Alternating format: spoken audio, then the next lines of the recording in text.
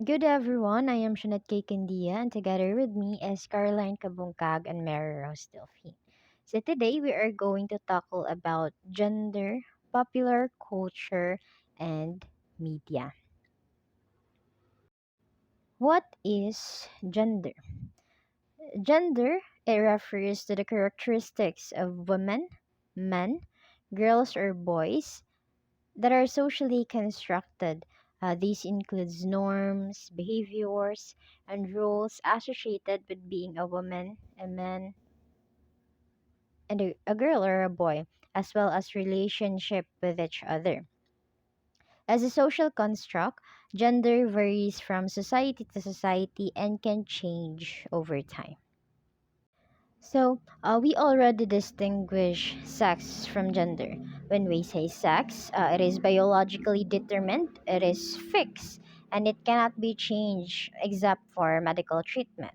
So it means you are identified as male if you have the reproductive organ of a male, and you are identified as female if you have the reproductive organ of a female. But when we say gender, it is a socially constructed set of rules and responsibilities associated with being a girl or a boy or being a man or a woman. Gender norms can be learned and it is not fixed, unlike sex. It varies from society to society. Okay, now so let's move on to gender identity and gender role. So gender identity, it is a personal conception of oneself as a male or female, usually self-identification, which becomes a result of combination of intrinsic and environmental factors. So when we say gender identity, it is about how you feel about yourself. It is your internal sense of self, how you identify yourself. If you are a male, female, a gay, lesbian, or bisexual, or any gender that you identify yourself. On the other hand, gender role is the outside expression of gender identity. It is observed through behavior, attitude, and appearance. So, gender roles means how we how we are expected to act, speak, dress, and conduct ourselves based upon our assigned sex. For example, we girls are generally expected to dress in a typically feminine way and act prim and proper, while boys are expected to dress in a masculine way. Hey everyone, I am Caroline Cabungcag. I am your reporter in this topic. So my topic is about culture. So culture is the ideas, customs, and social behavior of a particular people or society. So culture is an umbrella term which encompasses the social behavior and norms found human societies, as well as the knowledge, beliefs, arts, laws, customs, capabilities, and habits of the individuals in these groups. So, culture is the way of life of the people in the society. It occurs naturally in the individuals. It acquired through interaction.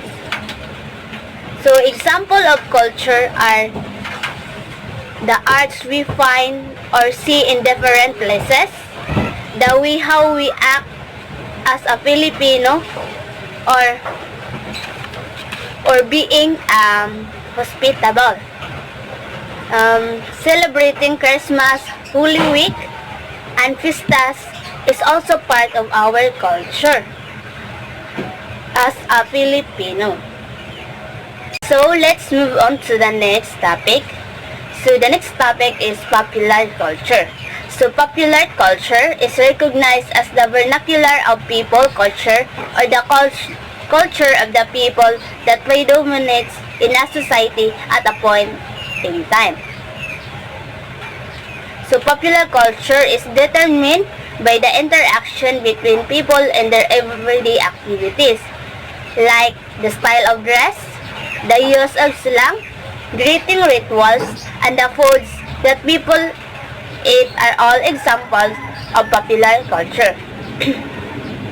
So when we talk about popular culture, it will be the culture of the society or the culture of the people in the society. So from the moment we're born, popular culture surround us and influence us. It's the beliefs and practices that all of us have in common. We see popular culture play out in the movies and shows we watch, the art, comics and books we read, the toys and games we play with, and the clothes we wear. So, example of popular culture in the Philippines are pagmamano or honoring gesture to respect elders, bayanihan, using po and opo, and loving with God and our family. Examples of popular culture. Those are examples of popular culture. So for today, I'm going to discuss to you the media.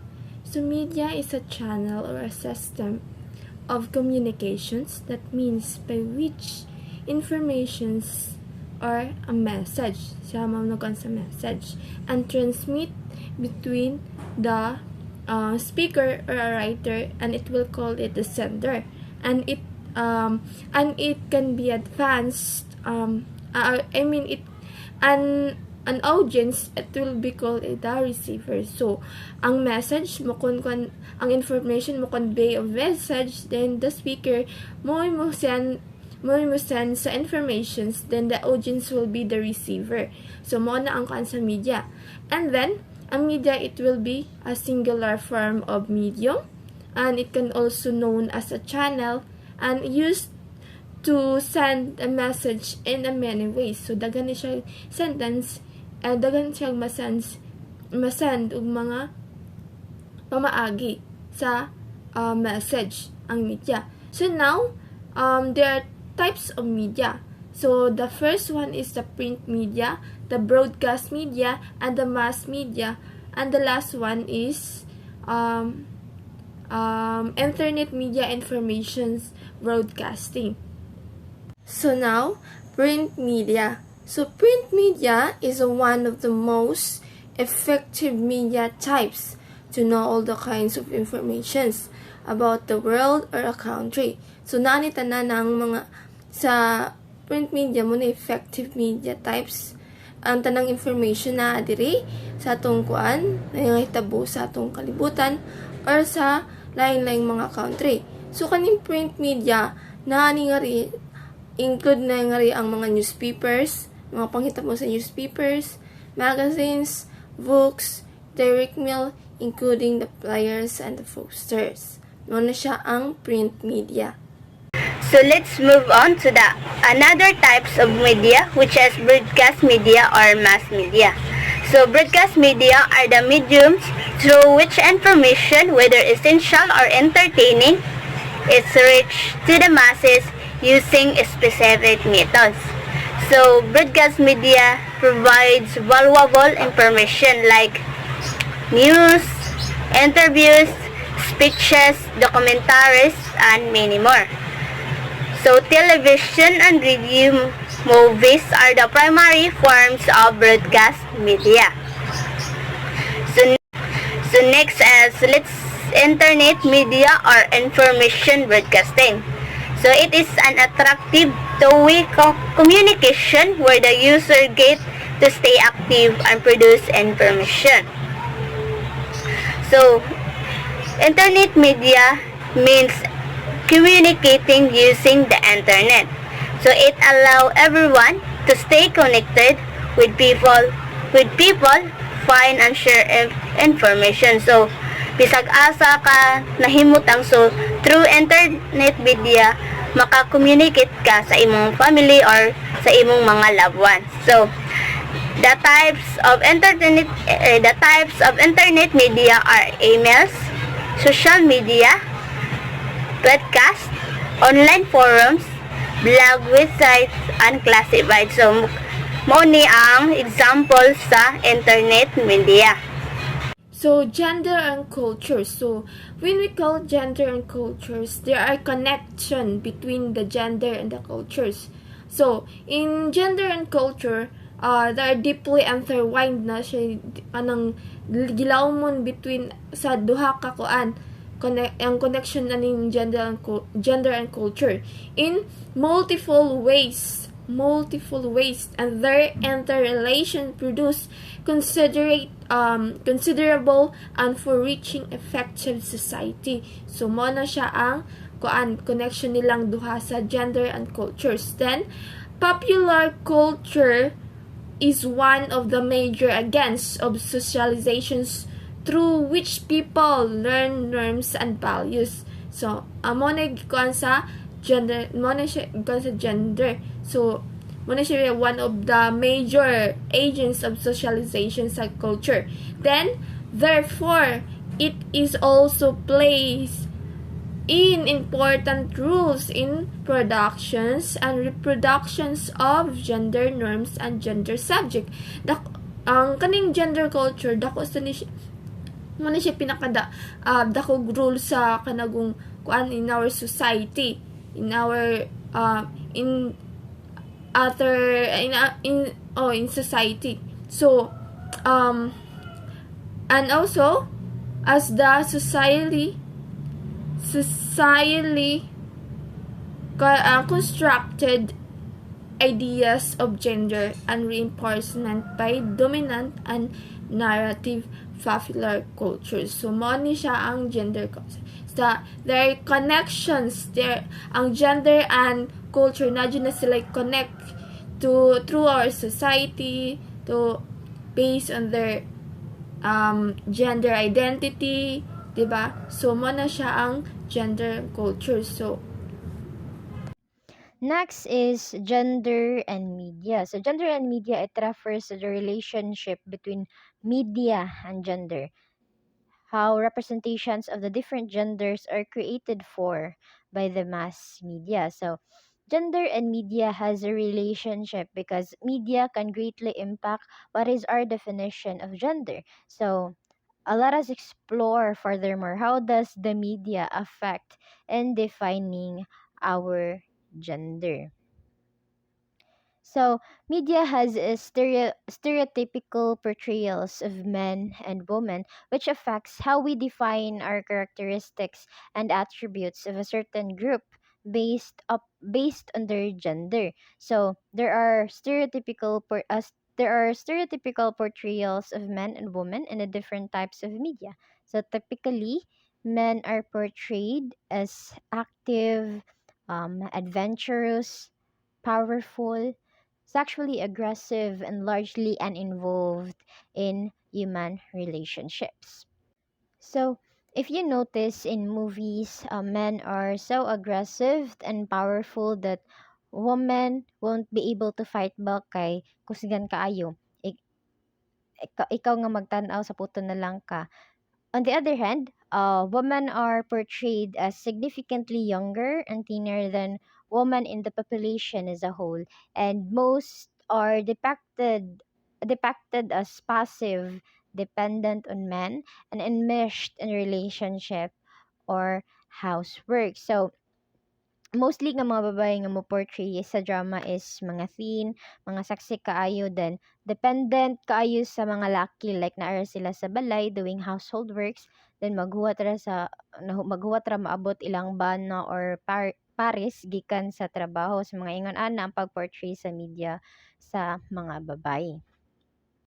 But still, karon because of the progressive advocates about gender equality, nalasan ang ingon ana nga stereotyping, but still prominent in dramas or in the different types of media.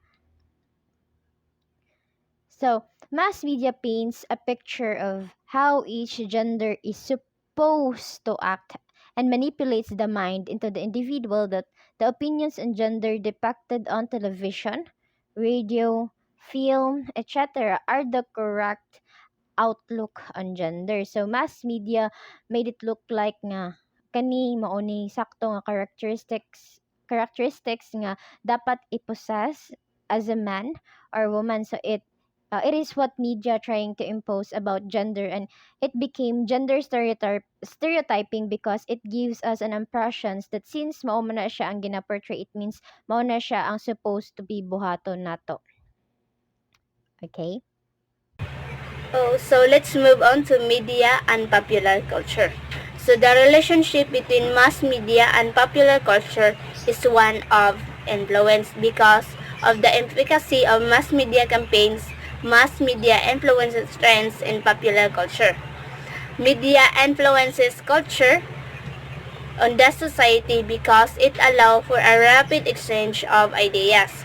So example of influence of mass media to the culture is we am so we have influence by how we think, the way we eat, listen, drink, and the way we dress as a Filipino. So we Filipino influenced by other country like in Korea. So we imitates the way they dress or the color of their hair. So media and popular culture aims to study the distance between the homogeny of the elite class and the struggle of the lower class and how media has been playing an effective role to bridge this gap. So so through media, we are connected in each other. It pays attention to the interconnection of popular culture with ethnicity, gender, identity, and social class. So through media, our culture has been connected and we been influenced by other places.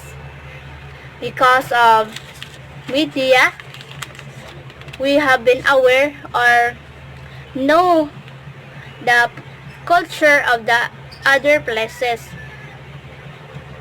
and we tend to celebrate or respect their own culture. So that's all for my report. In conclusion, there is a complex relationship between gender, popular culture, and media. Media is a powerful tool that shapes our perceptions, beliefs, and attitudes about gender. Popular culture, on the other hand, is a reflection of societal norms and values, including those related to gender. Media plays a significant role in constructing gender norms and stereotypes, which can influence how people perceive gender roles, behaviors, and identity. So, for instance, media can perpetuate harmful stereotypes of women as weak and submissive while portraying men as dominant and powerful. However, media can also challenge and subvert traditional gender norms, providing space for alternative gender identities and expressions. Overall, the relationship between gender, popular culture, and media is complex and constantly evolving. So that's all for our report. We hope you learned something from us today. Thank you for listening and goodbye.